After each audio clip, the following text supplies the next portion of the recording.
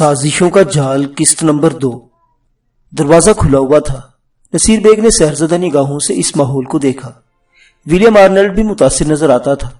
چند لمحات وہ خاموشی سے خندق کے دوسرے سرے پر کھڑے آس پاس کے ماحول کو دیکھتے رہے۔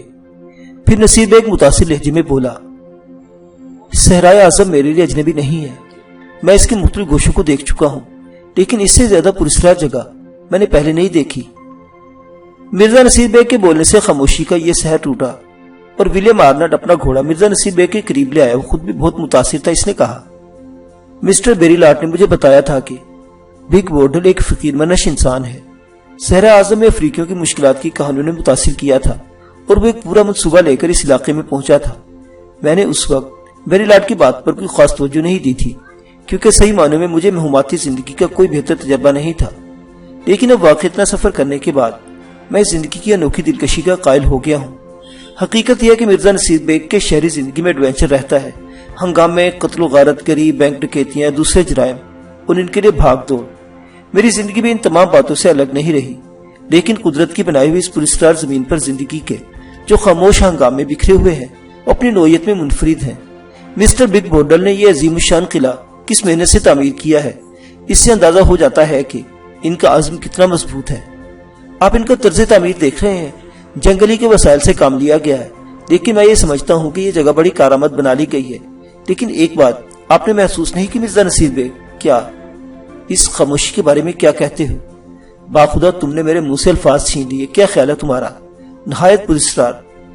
یقینی طور پر میں یہ مانتا ہوں کہ مسٹر بگ بورڈل کے مقاصد برے نہیں ہیں اور لازمی امر ہے کہ انہوں نے یہاں دشمنوں کے بجائے دوست پالے ہوں گے۔ اس کے باوجود یہ خاموشی اور ماحول سے لاپرواہی مجھے تو بہت عجیب محسوس ہو رہی ہے۔ بات واقعی عجیب ہے اور کیا پریشان کن نہیں؟ پریشان کن ہاں، وہ کیوں؟ بس ایک خاموشی کسی خطرے کا پیش خیمہ ہوتی ہے۔ خطرہ کیا ہو سکتا ہے؟ میں تو یہ سوچ رہا ہوں کہ کہیں مسٹر بگ بورڈل نے اپنے دشمنوں کے لیے کوئی جال نہ بچھا رکھے ہوں، لیکن یہ بات تو طے ہو چکی ہے کہ مسٹر بگ بورڈل نے دشمن نہیں پالے ہوں گے۔ کچھ غیر ضروری دشمن ہوتے ہیں، ولیم آرنلڈ نے کہا اور مرزا نصیر بیگ ہنس پڑا۔ تم نے اچھی اصطلاح استعمال کی، غیر ضروری دشمن۔ ہاں، جنگل کے درندے بھی غیر ضروری دشمن کہے جا سکتے ہیں، اور یہاں تک کہ سفر میں یہ بات ہمیں بہتر طور پر معلوم ہو چکی ہے، یا جنگل میں درندے موجود ہیں۔ اس کے علاوہ ایک بات اور۔ کیا؟ مرزا نصیر بیگ نے پوچھا۔ اس کے سامنے اطراف میں خندق تیار کی گئی ہے، اور یقیناً یہ پل اگر خندق سے ہٹا لیا جائے تو اس خندق کو عبور کرنا انتہائی مشکل کام ہے۔ درندے وغیرہ بھی اس طرف نہیں آ سکتے، لیکن حفاظت کے لیے خندق بنانے کے بعد اس پل کو اس طرح آزادانہ خندق پر بچھا دینا کیا عقل سے دور کی بات نہیں ہے؟ ولیم آرنلڈ کی دلیل بڑی مضبوط تھی۔ نصیر بیگ نے بھی یہ بات سوچی اور پرخیال لہجے میں بولا، ہاں تمہارا کہنا درست ہے، لیکن اس سے تمہارے دل میں کیا شکوک و شبہات پیدا ہوتے ہیں؟ صرف یہ کہ کہیں اندر قلعے والے ہمارے بارے میں غلط انداز میں نہ سوچ رہے ہیں۔ کیا مطلب؟ مطلب یہ کہ وہ ہمیں دشمن نہ سمجھ رہے ہیں۔ اوہ، واقعی ایسا ممکن ہے، اور اگر ہم نے اس پل کو عبور کر کے اندر داخل ہونے کی کوشش کی تو کہ ہم پر حملہ نہ کر دیں۔ مرزا نصیر بیگ ولیم آرنلڈ کی بات پر غور کر کے گردن ہلانے لگا۔ پھر اس نے آہستہ سے کہا، اگر ایسی صورتحال ہوگی تو ہمیں شدید خطرہ پیش آ سکتا ہے۔ پھر کیا کیا جائے؟ میرا خیال ہے ہم یہیں سے آوازیں لگاتے ہیں قلعے والوں کے لیے۔ میرے ذہن میں بھی یہی بات آئی تھی۔ تو پھر کیا خیال ہے؟ میں شروع کرتا ہوں، ولیم آرنلڈ نے کہا۔ پھر اس نے اپنے منہ کے آگے دونوں ہاتھوں کا بھونپو بنایا اور چیخ کر بولا، مسٹر بگ بورڈل، ہم اندر آنا چاہتے ہیں۔ ہم مہمجو ہیں اور صحرائے اعظم کے سفر پر نکلے ہیں۔ مسٹر بگ بورڈل، ہم آپ کے لیے آپ کے دوست بیری لاٹ کا پیغام لائے ہیں۔ براہ کرم ہمیں اندر آنے کی اجازت دیجیے گا۔ ہم سے کسی قسم کا خطرہ محسوس نہ کیجیے گا، ہم غلط لوگ نہیں ہیں۔ مرزا نصیر بیگ نے ولیم آرنلڈ کی اس کاوش پر مطمئن انداز میں گردن ہلائی تھی۔ چند لمحات انتظار کے بعد ولیم آرنلڈ نے ایک بار پھر اپنے الفاظ دہرائے، لیکن تیسری بار بھی الفاظ دہرانے کے باوجود انہیں کوئی جواب موصول نہیں ہوا تو ولیم آرنلڈ مرزا نصیر بیگ کی طرف پریشان کن نگاہوں سے دیکھنے لگا۔ مرزا نصیر بیگ چند لمحات خاموش رہنے کے بعد بولا، بعض اوقات غیر ضروری احتیاط بھی حماقت میں شامل ہو جاتی ہے۔ میرا خیال ہے اب ہمیں قلعے میں داخل ہو جانا چاہیے۔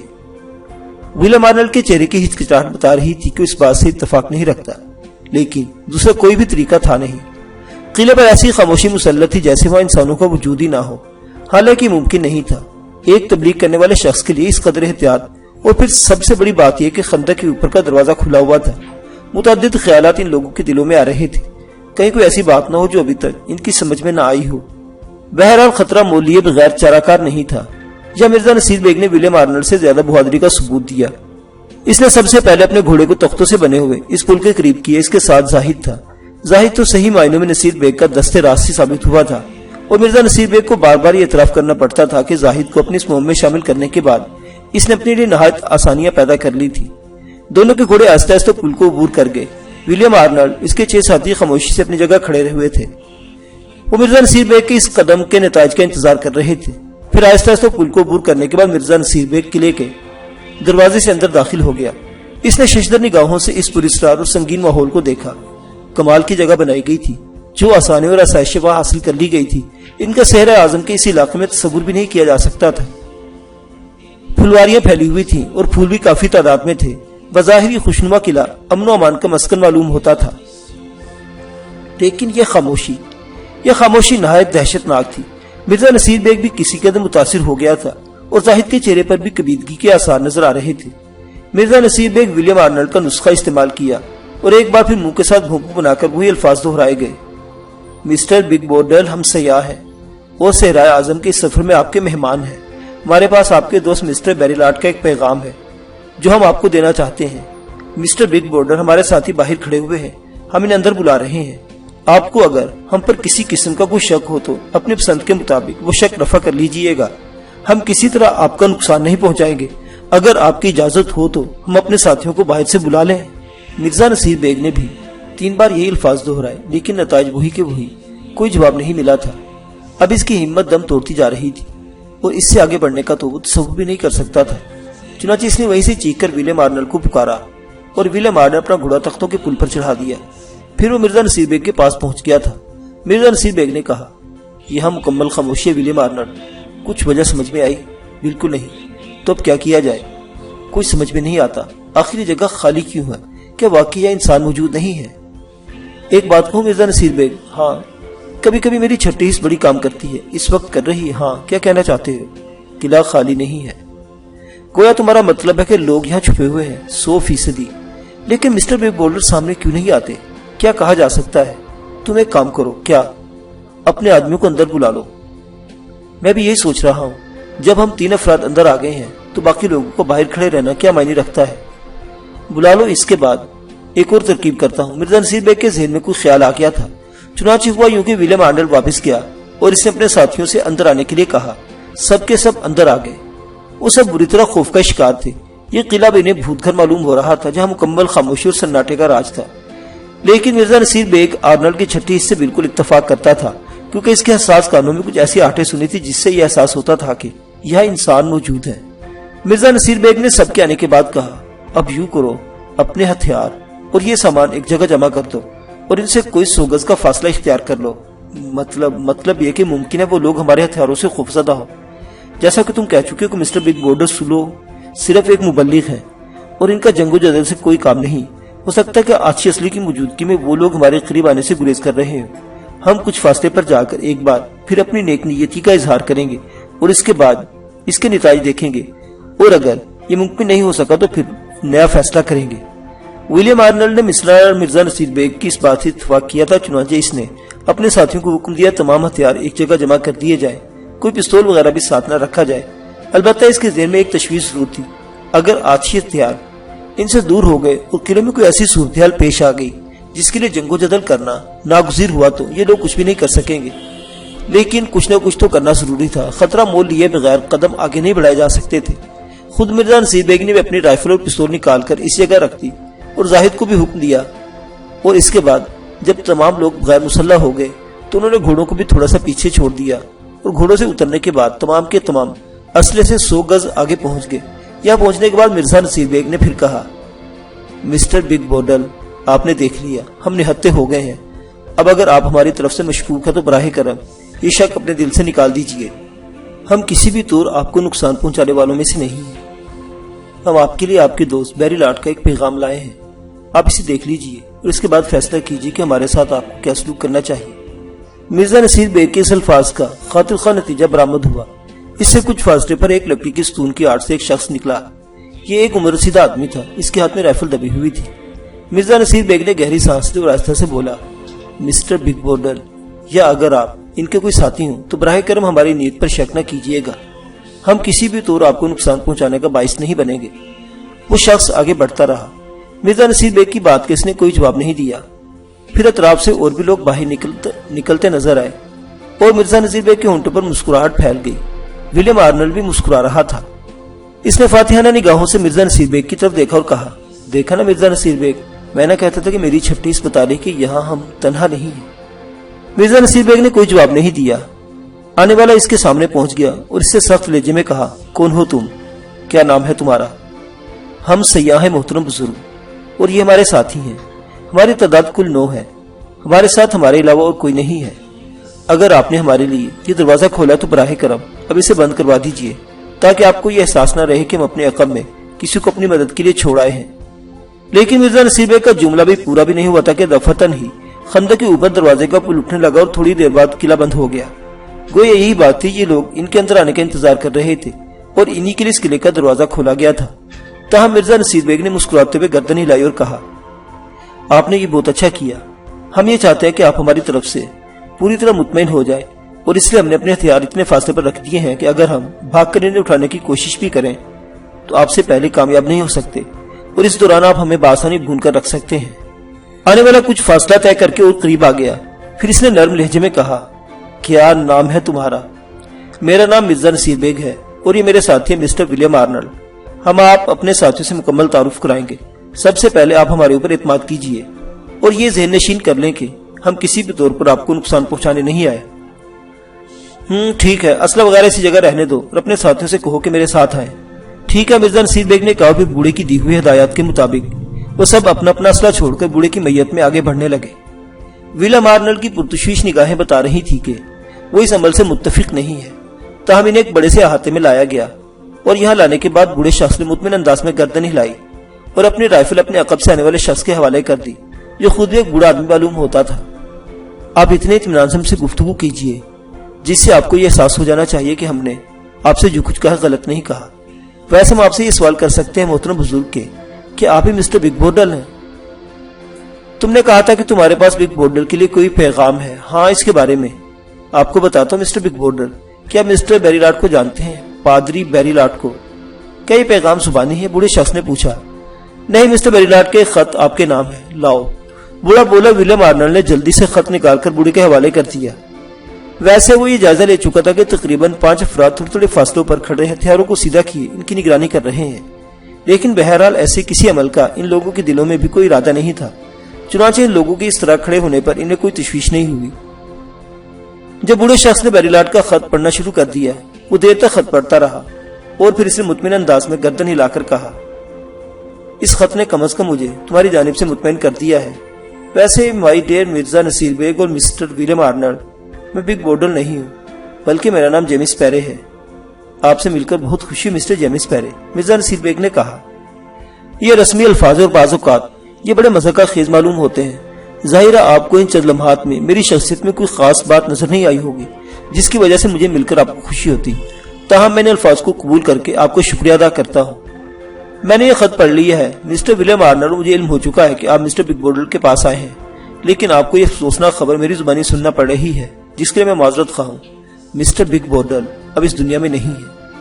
اس انکشاف نے ولیم آرنلڈ اور مرزا نصیر بیگ پر بہت برا اثر کیا۔ در حقیقت وہ ایک دم سے ہونک ہو کر رہ گئے تھے۔ یہ تو ان کے تصور میں بھی نہیں تھا جس شخص کے لیے وہ یہاں آئے وہ مر چکا ہے۔ دونوں گنگ رہ گئے تھے اور دیر تک ان کے منہ سے کوئی لفظ نہیں نکل سکا تھا۔ ولیم آرنلڈ نے اپنے آپ کو سنبھالا اور بھرائی ہوئی آواز میں بولا، آپ تصور نہیں کر سکتے اس انکشاف پہ ہم پر کتنا برا اثر ہوا ہے۔ مسٹر جیمس پیرے، کیا بگ بورڈل کا انتقال ہو چکا ہے؟ ہاں، اور آپ عارضی طور پر مجھے ان کا جانشین ہی سمجھ لیجیے۔ مسٹر جیمس پیرے، در حقیقت یہ سمجھ لیجیے کہ ہمارے خواب چکنا چور ہو گئے ہیں۔ ہمیں مسٹر بگ بورڈل سے نہایت اہم کام تھا۔ یقیناً آپ کی یہاں آمد میں مقصد تو نہیں ہوگی، لیکن اب جبکہ بگ بورڈل اس دنیا میں نہیں ہے، آپ یہ بتائیے کہ اب آپ کیا چاہتے ہیں؟ مرزا نصیر بیگ کے چہرے پر عجیب سے تاثرات پھیل گئے۔ اس نے ولیم آرنلڈ کی طرف دیکھا اور بولا، آپ نے یہ رکا پڑھ لیا ہے جو مسٹر بیری لاٹ کی طرف سے مسٹر بگ بورڈل کے لیے ہے؟ ہاں، اور اس سے آپ نے اندازہ بھی لگا لیا ہوگا کہ مسٹر بگ بورڈل مسٹر بیری لاٹ کے گہرے دوستوں میں تھے؟ ہاں، یہی اندازہ ہوتا ہے اس رقے سے۔ تو مسٹر جیمس پیرے، آپ اگر مسٹر بگ بورڈل کے جانشین ہیں تب بھی ہمیں آپ سے محبت اور تعاون کی توقع رکھنی چاہیے۔ بے شک ہم آپ کے لیے کوئی کارآمد نہیں ہے، لیکن پھر بھی ہمیں آپ کا تعاون درکار ہوگا۔ آپ نے اپنا نام مرزا نصیر بیگ بتایا ہے؟ جی۔ ایشیا سے آپ کا تعلق؟ جی ہاں۔ بہرحال مرزا نصیر بیگ، آپ یہ بتائیے کہ مسٹر بگ بورڈر سے آپ کیا امداد حاصل کرنا چاہتے ہیں؟ صحرائے اعظم میں ہمارے سفر کا ایک اہم مقصد ہے مسٹر جیمز پیرے، اور ہم ایک پراسرار مہم کے لیے نکلے ہیں۔ یہاں ہمیں ایسے لاتعداد مسائل کا سامنا ہے جن کے حل میں مسٹر بگ بورڈر ہماری مدد کر سکتے تھے، لیکن ہماری تقدیر میں یہ نہیں تھا اور ہم اپنا مقصد نہیں پا سکے جو مسٹر بگ بورڈر سے حاصل ہونا تھا۔ لیکن اس کے باوجود ہم آپ کو اگر تھوڑی سی مدد دیں تو یہ سمجھ لیجئے ہمارے آنسو خشک ہو جائیں گے۔ مثلاً ابتدائی طور پر ہم یہاں چند روز قیام کے خواہش مند ہیں، لیکن اس پیشکش کے ساتھ ہمیں صرف یہ قیام گاہ درکار ہوگی، اور وہ بھی چند روز کے لیے۔ ہمارے پاس سامان خوردنوش کافی مقدار میں موجود ہے، اور ہمیں آپ کے پاس سے کھانے پینے استعمال کی دوسری کسی شے کی ضرورت نہیں ہوگی۔ فی الحال ہم صرف یہاں قیام چاہتے ہیں، اور اس کے بعد ہم آپ سے اپنے مقاصد بیان کریں گے۔ لیکن مرزا نصیر بیگ، یہاں کتنے دن قیام کرنا چاہتے ہیں آپ؟ زیادہ دن نہیں۔ آپ سے گفتگو کرنے سے اگر ہمارا کوئی مقصد حل ہو جاتا ہے تو پھر ہمیں یہاں سے زیادہ قیام کی ضرورت پیش نہیں آئے گی، لیکن اگر ایسا نہیں ہوا تو ایسا نہیں بھی ہوگا تو ہم زیادہ سے زیادہ 8 یا 10 دن یہاں رکنا چاہیں گے۔ آپ یہاں رک سکتے ہیں، لیکن اس کے لیے ایک شرط ہوگی۔ ہمیں تمام شرطیں منظور ہے، تاہم آپ ہمیں بتا دیجئے تاکہ ہم اس شرط کا خاص خیال رکھیں۔ یہ اسلحہ آپ کو ہماری تحویل میں رکھنا ہوگا۔ اسلحہ؟ مرزا نصیر بیگ نے ولیم آرنلڈ کی طرف دیکھا تو ولیم آرنلڈ نے مطمئن لہجے میں کہا، اگر ہمیں اس قلعے میں کسی اسلحے کی ضرورت پیش نہیں آتی اور ہم یہاں اطمینان بخش طریقے سے وقت گزار سکتے ہیں تو ہمیں آپ کی یہ شرط منظور ہے، لیکن کیا واپسی کے وقت یہ اسلحہ ہمارے حوالے کر دیا جائے گا؟ 100%۔ تو پھر ٹھیک ہے، آپ ہمیں قیام گاہ بتا دیجئے گا۔ پہلے ہم عارضی طور پر یہاں اپنے قیام کا بندوبست کریں اور اس کے بعد آپ سے گفتگو ہوگی۔ جیمز پیرے نے کہا، اور پھر اس نے اسی احاطے کو غور سے دیکھتے ہوئے کہا، اگر یہ جگہ آپ کو قیام کے لیے دے دی جائے تو بظاہر آپ کو یہاں کوئی تکلیف نہیں ہوگی سوائے اس کے کہ یہ کھلا آسمان ہے، لیکن مرزا نصیر بیگ آپ جانتے ہیں کہ اس سے زیادہ ہم آپ کے لیے کچھ نہیں کر سکتے۔ ہمارے 2 آدمی بلند جگہوں پر دونوں سمت سے آپ کی نگرانی کریں گے اور دونوں مسلح ہوں گے۔ اگر آپ کی جانب سے کوئی شرارت ہوئی تو پھر آپ یہ سمجھ لیجئے کہ یہ لوگ آپ کے ساتھ کوئی بہتر طریقہ کار اختیار نہیں کر سکیں گے۔ ٹھیک ہے، ہمیں صرف قیام گاہ درکار ہے، اس کے بعد ہم اپنے مسائل آپ کے سامنے بیان کر دیں گے اور آپ غور کر کے ہمیں ان مسائل کے سلسلے میں مناسب جواب دے سکیں گے۔ ہمیں منظور ہے، آپ ایسا کیجئے کہ اسلحہ وہی رہنے دیجئے، اس میں کوئی ایسی اہم چیز تو نہیں جو آپ کو اس سے لینی ہو۔ ہم اس اسلحے کو احتیاط کے ساتھ اپنے پاس محفوظ کر لیں گے۔ اس دوران آپ اپنے گھوڑوں سے باقی سامان اتار کر گھوڑوں کو یہیں احاطے میں اس جانب باندھ دیجئے گا اور یہاں اپنے کھانے پینے کا بندوبست کر لیں۔ اس کے باوجود اگر آپ کو موسم کی کسی سختی کی بنیاد پر کوئی دقت ہوئی تو آپ کو مراد دی جا سکیں گی۔ ٹھیک ہے، ہم اس پر کوئی اعتراض نہیں ہے، مرزا نصیر بیگ نے کہا، اور ولیم آرنلڈ اس سے اتفاق کرتے ہوئے اپنے ساتھی کو ہدایت دینا شروع کر دی۔ چنانچہ انہوں نے گھوڑوں کی پشت خالی کر دی اور اپنا سامان اتار کر وہیں احاطے میں رکھ دیا۔ اس کے باوجود جیمز پیرے نے ان پر اعتبار نہیں کیا تھا، بلکہ ان کی جانب سے اس کے 2 ساتھیوں نے ساتھ لائے سامان کی بھی تلاشی لے ڈالی۔ لیکن ولیم آرنلڈ اور مرزا نصیر بیگ نے نہایت دیانتداری سے اپنا سارا اسلحہ وہاں ڈال دیا تھا، چنانچہ سامان میں سے کوئی ایسی چیز دستیاب نہیں ہوئی جو قابل اعتراض ہوتی، اور اس کے بعد جیمز پیرے نے نرم لہجے میں انہیں وہاں آرام کرنے کی اجازت دے دی۔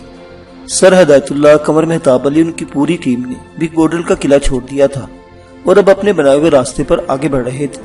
پتہ نہیں لوگوں کی ذہنی کیفیت کیا تھی، لیکن نادر شاہ کچھ بے چینی محسوس کر رہا تھا، جسے عرشی نے بھی محسوس کر لیا تھا۔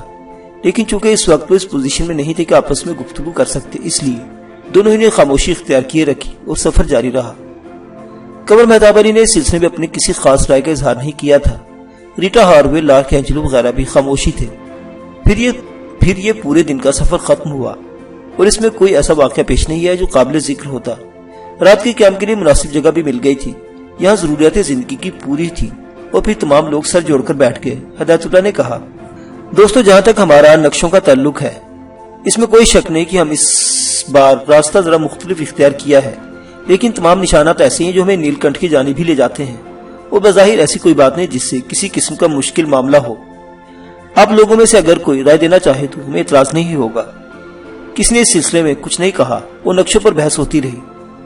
پرانے قیام کے دوران جو واقعات پیش آئے تھے ان پر بھی کوئی تبصرہ اس وقت غیر ضروری ہی تھا، لیکن جیسے ہی نادر شاہ کو عرشی کے ساتھ تنہائی ملی، اس نے برا سا منہ بناتے ہوئے کہا، یار عرشی، اب یہ معاملہ خاصا مشکل ہو گیا ہے۔ کیا مطلب؟ تم نے کچھ غور نہیں کیا؟ کس سلسلے میں؟ کیا تم نے ان لوگوں کے فیصلے سے اتفاق کرتی ہو؟ میں نے غور ہی نہیں کیا۔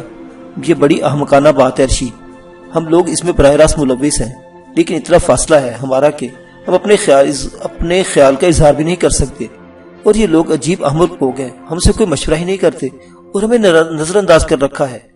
اے مسٹر نادر شاہ، یا نادر شاہی نہیں چلے گی؟ ارشی آنکھیں نکال کر بولی۔ اس میں نادر شاہی کی کیا بات ہے؟ تم خود غور کرو کہ ہماری پوزیشن عجیب سی ہو کر نہیں رہ گئی۔ میں سچ کہہ رہا ہوں تم سے ارشی، میں تو بس اب اپنے آپ کو تمہارے شوہر کے علاوہ کچھ نہیں سمجھتا۔ دماغ خراب ہوا ہے کیا؟ کیوں؟ نادر شاہ نے معصومیت سے کہا۔ آپ میرے شوہر کہاں سے ہو گئے؟ یہاں سے یہاں تک۔ نادر شاہ نے انگوٹھے کے ناخن سے سر کے بالوں کی طرف اشارہ کرتے ہوئے کہا، اور ارشی اس کے انداز پر بے اختیار ہنس پڑی۔ پھر اس نے کہا، آخر کیا بات ہے؟ میں راستے پر محسوس کرتی رہی ہوں کہ تم بے چین رہے ہو۔ گفتگو سنجیدہ ہونی چاہیے، خدا کرے ایسا ہو جائے، حالانکہ تم کبھی سنجیدہ نہیں ہوتے۔ کمال ہے یار، زندگی میں پہلی بار سنجیدہ ہوا تو صحرائے اعظم افریقہ کی خاک چھاننی پڑ رہی ہے۔ یہ سنجیدہ ہوئے ہیں آپ؟ نہیں ارشی، چلو وعدہ، اب تھوڑی دیر کے لیے بالکل سنجیدہ۔ بات کیا ہے؟ ارشی بولی۔ بھائی آخر ان لوگوں نے جیمز پیرے کو کیوں چھوڑ دیا؟ نادر شاہ کچھ سوچتے ہوئے کہا۔ مجھے بھی اس سے اختلاف ہے نادر شاہ، ہے نا؟ بالکل۔ اب تم دیکھو ارشی، ایک بہترین پارٹی تھی، میں سمجھتا ہوں ان بوڑھوں نے نہایت حماقت کا ثبوت دیا کہ ایک گروپ بن گیا تھا، اور میں نے اور تم دونوں ہی نے سن لیا تھا کہ جیمز پیرے اب اپنے مقصد میں بالکل ایماندار ہو گیا تھا، وہ ہمارے ساتھ صرف تعاون چاہتا تھا، لیکن ہم نے اسے چھوڑ دیا۔ ہاں واقعی مجھے ان کی بات سے شدید اختلاف ہے، بہرحال وہ ایک بہترین آدمی تھا۔ تم دیکھو نا، راستے میں کوئی بھی حادثہ پیش آ سکتا ہے، کوئی بھی واقعہ ہو سکتا ہے، اور ایسی صورت میں اگر ایسے معالج کا ہونا ضروری تھا جو کسی حادثے کا شکار ہونے والے کا علاج کر سکے، ان لوگوں نے ایک بہت اچھے شخص کو چھوڑ دیا۔ ارشی ایک بات کہوں تم سے؟ ہاں، برا تو نہیں مانو گی؟ یہ عمر رسیدہ لوگ عمر کی اس منزل پر آ کر نہ جانے کیوں اتنے لالچی ہو جاتے ہیں، دولت کی یہ انبار سمیٹ کر کیا یہ اپنی زندگی کی ماحول سال بڑھا سکتے ہیں؟ نادر شاہ ارشی کی طرف دیکھتے ہوئے کہا، نہیں، میں سب کی بات کر رہا ہوں، سر ہدایت اللہ، قمر مہتاب علی اور وہ سارے غیر ملکی، انہوں نے جیمز پیرے کو اس لیے چھوڑ دیا کہ جو دولت یہ لوگ حاصل کریں گے اس میں کسی کا حصہ نہ ہو۔ ارشی نے تردید نہیں کی، بلکہ خاموش ہو کر خودخیال انداز میں گردن ہلانے لگی۔ نادر شاہ چند لمحات کے بعد پھر بولا، اس کے علاوہ وہ نوجوان میری مراد ایمرے سے ہے۔ اب تم دیکھو نا، کیا دلچسپ کردار تھا، اور ارشی تم یقین کرو اس وقت میں بڑی بری کیفیت کا شکار ہوں۔ بہرحال اب میں ایک پولیس والا نہیں ہوں اور ایک آدمی بن چکا ہوں، لیکن یہ بات میرے علم میں آ گئی ہے کہ سیگال نامی ایک شخص جو بردہ فروش ہے، جس نے یہاں قتل و غارت کری کی ہے، جو ایک لڑکی علیمہ برانڈ کو لے کر فرار ہو گیا ہے، میری توجہ کا مرکز ہی نہ بنے۔ تم غور کرو کہ ہم نے ایک دلچسپ داستان کو پیچھے نہیں چھوڑ دیا۔ ارشی، شاید تم میری اس کیفیت کی شدت کو محسوس نہ کر سکو جو اس وقت میرے دل میں ہے، میں تو ہر قیمت پر اس سلسلے میں کام کرنا چاہتا ہوں۔ ارشی نے بھی پوری سنجیدگی سے نادر شاہ کو دیکھا، پھر آہستہ سے بولی، مگر اب کیا ہو سکتا ہے؟ کچھ ہونا چاہیے یار، ہم اپنے سے کمتر ذہنوں کی غلامی کر رہے ہیں، ہماری ایک اپنی آواز ہونی چاہیے۔ تمہارا مطلب ہے کہ؟ ہاں میرا مطلب ہے کہ، لیکن نادر شاہ سارا پلان چوپٹ ہو جائے گا۔ ارشی، مجھ سے برداشت نہیں ہو رہا، تو کیا کرنا چاہیے؟ ارشی نے سوال کیا۔ یہ تم سوچو، تمہارا مطلب ہے کہ میں اپنی شخصیت ظاہر کر دوں؟ اگر مناسب سمجھو تو کھیل خراب ہو جائے گا نادر شاہ، میرا خیال ہے ایک آسانی بھی ہو جائے گی۔ کیا؟ سر ہدایت اللہ تمہارے لیے بہت پریشان رہتے ہیں۔ نادر شاہ بولا، ہاں، یہ پریشانی ختم ہو جائے گی ان کی۔ اور گل کا معاملہ؟ بس گل کا معاملہ ذرا ٹیڑھا ہے، لیکن اس کے لیے بھی میرے پاس ایک تجویز ہے۔ وہ کیا؟ اگر ہم صرف سر ہدایت اللہ کو اپنے اعتماد میں لے لیں تو تمہارا مطلب ہے کہ ہاں، خفیہ طریقے سے ان سے بات کر لی جائے۔ بات تو قابل غور ہے، بہت سی باتیں قابل غور ہے، لیکن افسوس تم غور ہی نہیں کرتی۔ اور کیا بات ہے؟ ہماری شادی۔ نادر شاہ جھٹ سے بولا اور ارشی سے گھورنے لگی، گویا غیر سنجیدہ ہو گئے۔ دیکھو نادر شاہ، باز آ جاؤ، سنجیدہ ہو جاؤ۔ ارشی آنکھیں نکال کر بولی، اوہ اچھا، سنجیدہ ہو گیا جناب، فرمائیے پھر کیا کہتے ہو؟ واقعی میں خود بھی ذرا الجھ گئی ہوں، میرا خیال ہے ان لوگوں کا فیصلہ غلط ہے، بالکل غلط ہے، بلکہ انتہائی احمقانہ۔ مجھے بتاؤ، ابھی ہم نیل کنٹھ سے کتنے فاصلے پر ہیں؟ ہمارے سامنے نئے نئے مسئلے آئے ہیں، نئے کردار آئے ہیں، اور ہم نے انہیں تنہا چھوڑ دیا۔ کیا ہی احمقانہ بات ہے۔ ہاں، میں اس بات پر تم سے بالکل اتفاق کرتی ہوں، ان سے حماقت ہوئی ہے، تو پھر اب کیا کیا جائے؟ یہی تو تم سے پوچھ رہی ہوں، ارشی نے کہا۔ نادر شاہ سوچ میں ڈوب گیا۔ کچھ دیر خاموش رہنے کے بعد اس نے کہا، اس سلسلے میں کیا میری رائے تمہارے لیے قابل توجہ ہے؟ کیا؟ سر ہدایت اللہ سے رابطہ قائم کر لو، پھر اپنے آپ کو ڈسکلوز کر دو۔ ڈسکلوز کر دوں؟ ہاں، ہمارا ایڈونچر چوپٹ ہو جائے گا اور اس کے بعد ایک مسئلہ اور بھی پیدا ہو جائے گا۔ وہ کیا؟ ہم اور تم تنہا نہیں رہ سکیں گے۔ نادر شاہ نے آنکھیں پھاڑ دیں۔ دیکھو، غیر سنجیدگی کی بات کی تو پھر اچھا نہیں ہوگا۔ نہیں، واقعی تو ایک اہم پوائنٹ ہے۔ تم خود سوچو، اس کے بعد ہمیں مستقل طور پر ڈیڈی کا خیال رکھنا ہوگا، ہمیں علیحدہ آرام کرنے کی جگہ بھی نہیں ملے گی۔ یار ارشی، اس سے ایک فائدہ بھی ہوگا۔ وہ کیا؟ تمہارے ڈیڈی ہم دونوں کی قربتوں سے واقف بھی ہو جائیں گے، تو پھر کم از کم یہ بات ان کے ذہن میں آ جائے گی، بلکہ اس کے بعد تو کچھ اور معاملات بھی ہو سکتے ہیں۔ کیا؟ جنگل میں منگل؟ نادر شاہ نے ہنس کر کہا۔ کیا مطلب؟ بھائی ضروری ہے کہ ہم اس مہم کے ختم ہونے کا انتظار کریں۔ اگر سر حیرت اللہ سے رابطہ ہو جائے اور ہمیں قابل اعتماد سمجھے تو پھر ہماری شادی ان جنگلوں میں ہی ہو جائے گی، تو کیا حرج ہے؟ نادر شاہ، تمہاری باتیں بعض اوقات اتنی فضول ہوتی کہ میں واقعی پریشان ہو جاتی ہوں۔ کہہ لو کہنے میں کیا جاتا ہے، لیکن ان میں سے کوئی بات فضول نہیں ہے۔ تو پھر بتاؤ میں کیا کروں؟ ارشی، آخرا فیصلہ یہی ہے کہ سر حیرت اللہ سے اس بارے میں بات کر کے دیکھے کہ ہمیں کیا کرنا ہوگا، کیا کچھ کرنا ہوگا۔ ان لوگوں کا ساتھ ضروری ہے، ورنہ میں ذہنی طور پر بالکل غیر مطمئن رہوں گا۔ ارشی پرخیال انداز میں گردن ہلانے لگی۔ کچھ دیر غور کرنے کے بعد وہ بولی، ایک اور آئیڈیا بھی ہے ارشاد، میں ایسے ہی ٹرانسمیٹ پر ڈیڈی سے بات کروں گی۔ نیند آ رہی ہے شاید؟ کیوں؟ کیا کہیں گے ان سے؟ یہ تفصیل آپ کو کیسے معلوم ہو گئی؟ ارے ہاں، یہ خیال ذہن سے نکل گیا۔ ارشی نے شرمندگی کے انداز میں کہا، کوئی بات نہیں، میں ہوں گا۔ نادر شاہ شرارت سے باز نہیں آتا تھا۔ ارشی مسکرانے لگی۔ معزز سامعین حضرات، یہ داستان ابھی جاری ہے، بقیہ واقعات اگلی قسط میں دیکھتے رہیے اردو داستان۔ اللہ حافظ۔